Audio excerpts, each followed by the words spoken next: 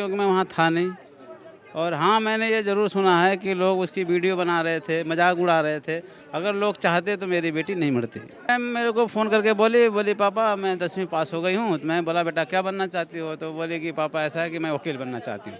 तो हमने कहा ठीक है बेटा, आप जो है पढ़िए, मैं आपकी मदद करूँगा जितना मुझसे हो सकेगा। मांग कुछ नहीं है मैम, बस इन लोग को थोड़ा सा सजा दी जाए, ढंग से फांसी की सजा दी जाए कि बार बार किसी बेटी के साथ खिलवाड़ नहीं होए। और हर बार ही हो रहा है, हर 6 महीने पे कोई ना कोई कांड हो ही जाता है, हर बेटी के साथ में हो रहा है। तो हम लावारिस हैं फिर हम मुख्यमंत्री कह रहा है एलजी का काम है, एलजी कह रहा है मुख्यमंत्री का काम है। तो ये दिल्ली मतलब लावारिस हो गई, फिर किसी की जिम्मेदारी नहीं है यहाँ पे। अगर पुलिस प्रशासन उसके हाथ में नहीं तो बाकी ये नशाखोरी वो प्रेशर डाल सकते हैं कि हाँ ये चीज़ें बंद हो सके। नाबालिग साक्षी के घर के सामने खड़े हैं हम, जिस पीड़ित को बेरहमी से हत्या करके मार दिया गया ए ब्लॉक में, यहीं पर सर और उन्हीं के पिताजी हमारे साथ हैं। सर, जिस तरीके से साक्षी यानी कि नाबालिग उनकी हत्या कर दी गई, जिसके पूरे मामले के बारे में आपको जानकारी कब मिली और आज अगर सांसद यहाँ पर पहुँचे थे तो उनकी तरफ से क्या आश्वासन जो है वो आप लोगों को दिया गया है? मैम जानकारी तो मुझे वो मिली थी, वो संडे को 8:30 पौने 9 बजे रात को के आसपास कि साक्षी का मर्डर हो गया। और सांसद जी आए थे, उन्होंने बोला कि ठीक है, हम जो है वो जिस हिसाब से उसने मर्डर किया है हम उसको फांसी की सज़ा दिलवाएंगे। सर, इस पूरे मामले के बारे में आपको जानकारी मिली और कब मिली, किसके द्वारा जानकारी आपको जो है दी गई? मैम उसी के सहेली एक थी भावना उसने आकर के बताई थी मैम। और जिस लड़के के बारे में जिक्र किया जा रहा है साहिल, उसके हाथ में जो धागा है, ये भी कहा जा रहा है कि ये लव जिहाद का मामला था, साक्षी ने बात करना बंद कर दिया था और इसीलिए तमाम चीज़ें हुई हैं। तो सर, इन चीज़ों के बारे में आपको जानकारी थी? नहीं मैम, ऐसी तो मुझे बिल्कुल नहीं जानकारी थी, क्योंकि अगर ऐसी बात थी तो मेरे पास आता, मुझे बताता, मैं पहचानता भाई ये है ऐसी बात है। इसके पहले तो मैं कुछ जानता ही नहीं था कि उसमें क्या था, लड़ाई थी, झगड़ा था। अगर ऐसा कुछ होता तो मेरे घर पे भी तो मेरी बेटी बताती या वो आकर के मुझे बताता, पर मुझे ना इसने बताया ना उसने बताया, मुझे इससे कुछ पता ही नहीं। सर, आप लोगों की तरफ से क्या मांगे हैं लगातार और पुलिस की तरफ से क्या कहा? मैम देखो, पहली मांग तो मेरी ये है कि उसकी फांसी होनी चाहिए, जिस बेहरे से मेरी बेटी को मांगा। और दूसरी मांग मेरी यह है कि वही मेरी बेटी बेटा बन करके हम लोगों को पालती थी जी। ट्यूशन पढ़ाती थी और अपना भी खर्च देख लेती थी, हम लोगों को भी देख लेती थी। मैं मजदूरी ट्यूशन पढ़ाती थी आपके? अब ऐसे प्राइवेट बच्चों पढ़ाती थी जी। हाँ, कभी जाओ 2-4 बच्चे एक 2-4 घर में बैठ गए इकट्ठे लेकर के, फिर कहीं 2-4 घर का बच्चा एक घर में बैठ गई लेकर के, ऐसे पढ़ाती थी। मैम पहली बात, उसके बाद फ़ोन था नहीं, फ़ोन उसको हम देते नहीं थे ना, उसके बाद फ़ोन था। फ़ोन की बात हो रही थी, हमने कहा बेटा तुम इंटर पास कर लो और इंटर पास करते जिस फ़ोन पे हाथ रख दोगी वो फ़ोन हम तुमको लेके दे देंगे। स्कूल में थी तो सर क्या बनना चाहती थी आपके? वो मैम मेरे को फ़ोन करके बोली पापा मैं 10वीं पास हो गई हूँ। तो मैं बोला बेटा क्या बनना चाहती हो? तो बोली कि पापा ऐसा है कि मैं वकील बनना चाहती हूँ। तो हमने कहा ठीक है बेटा, आप जो है पढ़िए, मैं आपकी मदद करूँगा जितना मुझसे हो सकेगा। तो सर, अभी ये खबर ये भी आ रही है कि साक्षी जो है वो काफ़ी दिनों से घर नहीं थी, तो कितने दिनों से वो घर नहीं थी और कहाँ पे? नहीं सर, ये किसने कहा? ये तो झूठ है। हमारी बेटी हमारे साथ रहती थी। वो तो नीतू ने बोली थी, जब उसका आदमी बंद हो गया नीतू ने बोली थी कि आंटी ऐसा है कि 1 आध हफ्ते के लिए मैं इसको मेरे यहाँ छोड़ दो और मेरे बच्चों को भी पढ़ाती रहेगी, जो इसका खर्चा होगा वो भी दे दूँगा, थोड़ा मेरा भी टाइम पास होता रहेगा। सर, अगर हम इस एरिया के बारे में बात करें तो जिस तरीके से हत्या हुई है वहाँ से तमाम लोग आ गुजर रहे थे पर किसी ने आवाज़ नहीं उठाई। ऐसा क्या कारण है कि यहाँ के लोग हर मामले को लेकर इस तरीके से चुप्पी साध कर बैठे हैं या फिर जो चश्मदीद हैं वो भी सामने नहीं आ रहे? मैम देखो, इसके बारे में तो मैं कुछ बता नहीं सकता हूँ, क्योंकि मैं वहाँ था नहीं। और हाँ, मैंने ये ज़रूर सुना है कि लोग उसकी वीडियो बना रहे थे, मजाक उड़ा रहे थे।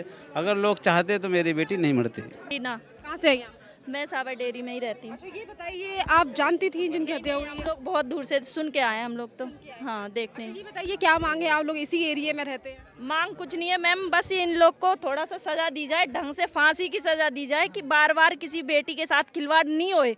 और हर बार ही हो रहा है, हर 6 महीने पे कोई ना कोई कांड हो ही जाता है, हर बेटी के साथ में हो रहा है। सरकार क्या कर रही है? कुछ नहीं कर पा रही है। सरकार आज करती तो हर चीज़ का सलूशन हो जाता, लेकिन नहीं हो पा रहा है ना। हर बेटी मर रही है, हर 6 महीने में एक बेटी मर जा रही हैगी।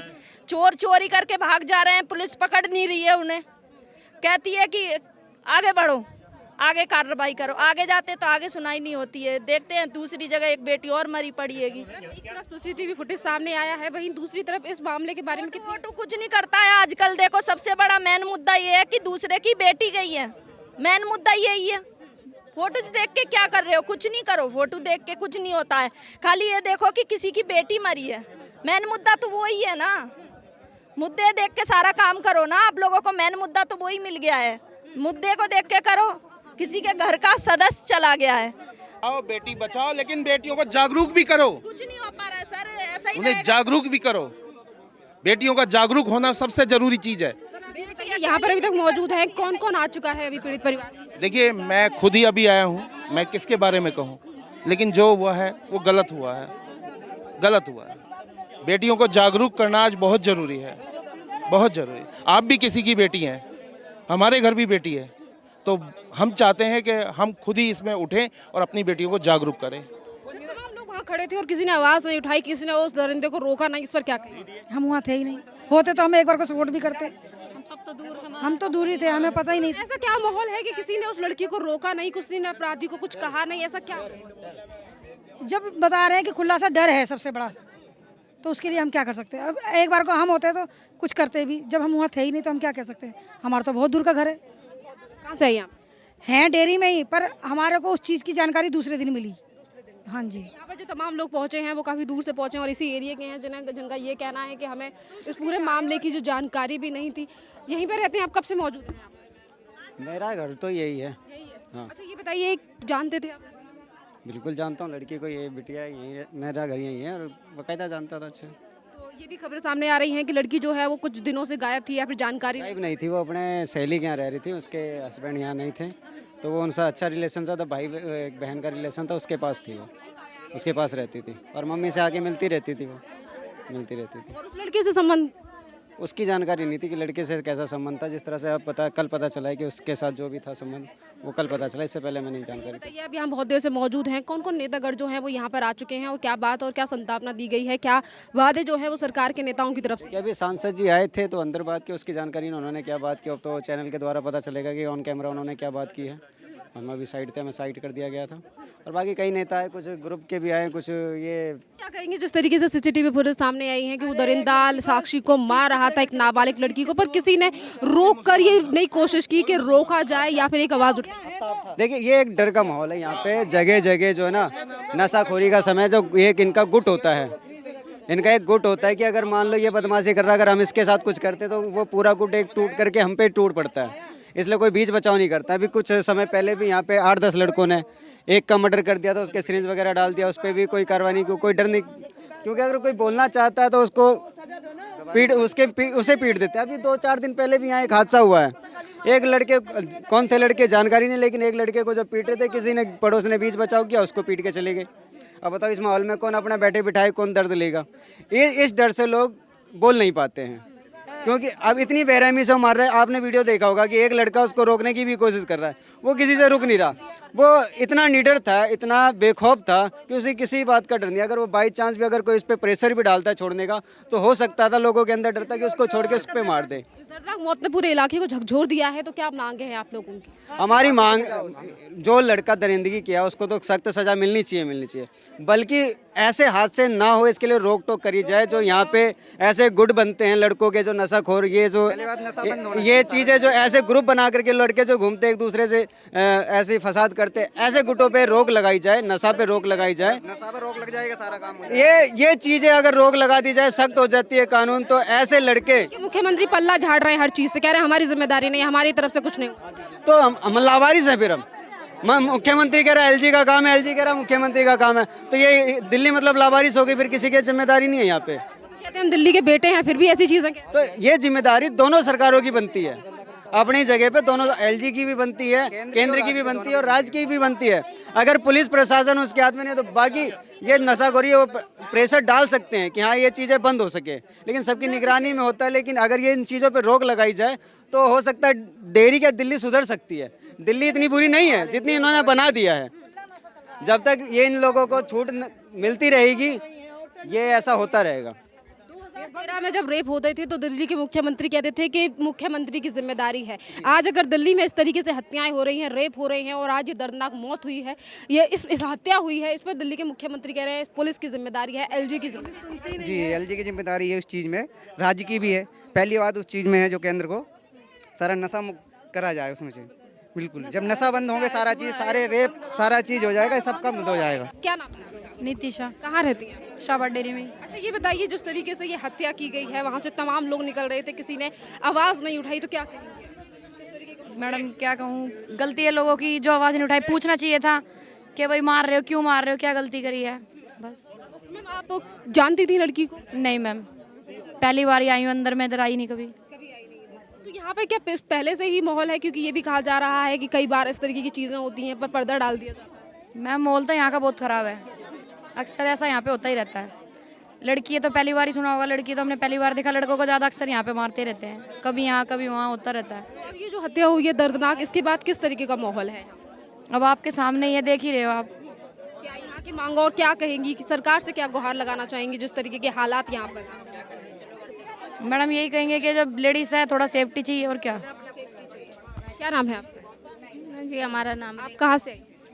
हम भी डेयरी में ही हैं। डेयरी में ही है। मैडम जानती थी आप साक्षी को जिसकी हत्या कर दी गई दर्दनाक तरीके नहीं जानती थी। से? क्या कहेंगी किस तरीके का माहौल है जिस तरीके से हत्या कर दी गई? कहने का मतलब यही है कि जैसे लड़की को मारा गया है ऐसे उसको भी सजा दी जाए। हम तो यही कहते हैं जैसे लड़की को बेधर्म मारा है ऐसे लड़के को भी चाहिए। देखिए यहाँ पर जो तमाम महिला है वो यहाँ पर मौजूद हैं, और वहीं देखिए जितने भी स्थानीय जो लोग हैं जो यहाँ पर पीड़ित के परिवार से मिलने के लिए, यहाँ पर जो यहाँ हालात देखने के लिए पहुँच रहे हैं, जब हमने उनसे बातें की हैं तो उनका यही कहना है कि जो जिस तरीके से हत्या जो की गई है एक नाबालिग की, यानी कि साक्षी की जिस तरीके से हत्या की गई है, वो ऐसी ही सज़ा जो है वो आरोपी साहिल को देनी चाहिए। और वहीं अगर साहिल को लेकर जिक्र करें, बात करें तो आपके लिए बता दें कि उस लड़की की गिरफ्तारी जो है वो उत्तर प्रदेश के बुलंदशहर से गिरफ्तारी जो है वो साहिल की कर ली गई है। और वहीं दूसरी तरफ दिल्ली पुलिस की तरफ से ये जानकारी दी गई है कि बार बार पे जो सवाल है, यानी कि सारी चीज़ें जो उगलवाने की कोशिश है वो इस आरोपी से की जा रही हैं, वहीं दूसरी तरफ गुमराह करने की कोशिश जो है वो साहिल पुलिस वालों को कर रहा है। ये तमाम बातें जो है वो दिल्ली पुलिस की तरफ से की गई हैं।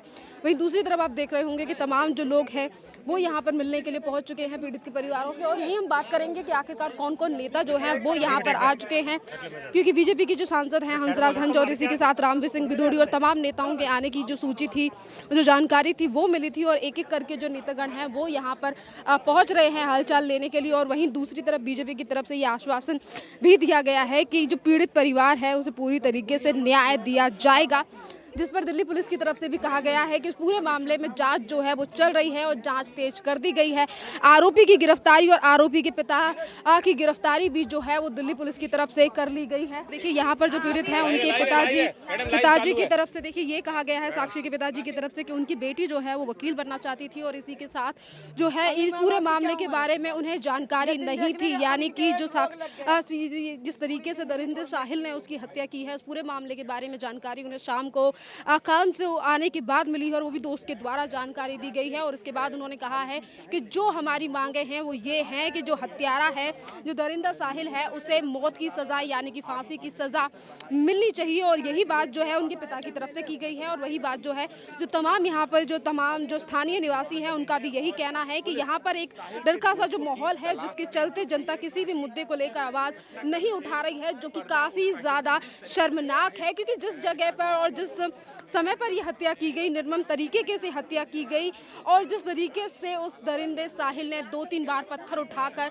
साक्षी यानी कि नाबालिग लड़की के सर पर मारा, ये दर्शाता है कि किस तरीके से वहाँ से जो लोग गुजर रहे थे वो जिंदा तो थे पर वो जिंदा लाश की तरह गुजर रहे थे। और वही एक बड़ा ये भी कारण है कि इसीलिए वो नाबालिग लड़की जो है वो नहीं बच पाई, क्योंकि यहाँ से जो गुजर रहे लोगों ने उन्होंने थोड़ी सी भी आवाज़ जो है वो इस पूरे मामले को लेकर नहीं उठाई। वहीं दूसरी तरफ इस पूरे मामले को लेकर दिल्ली पुलिस की जाँच जो है वो जारी है। आरोपी को गिरफ्तार कर लिया गया है उत्तर प्रदेश के बुलंदशहर की तरफ से। और वहीं पुलिस का कहना है कि इस पूरे मामले में सवालात जो हैं वो किए जा रहे हैं आरोपी से, और जिस तरीके से लीड जो मिलती जाएगी उस पर कार्रवाई भी दिल्ली पुलिस की तरफ से की जा रही है।